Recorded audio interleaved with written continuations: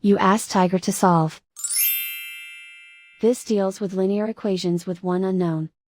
The final result is x equals -53/10. Let's solve it step by step. Simplify the expression.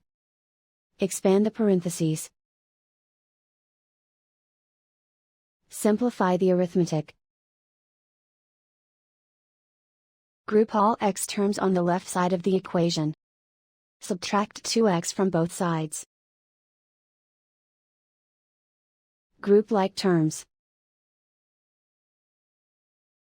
Simplify the arithmetic. Group like terms. Simplify the arithmetic.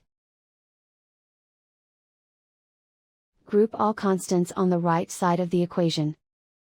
Subtract 60 from both sides. Simplify the arithmetic.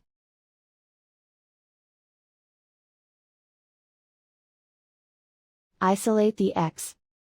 Divide both sides by 10. Simplify the fraction. And so the final result is x equals -53/10.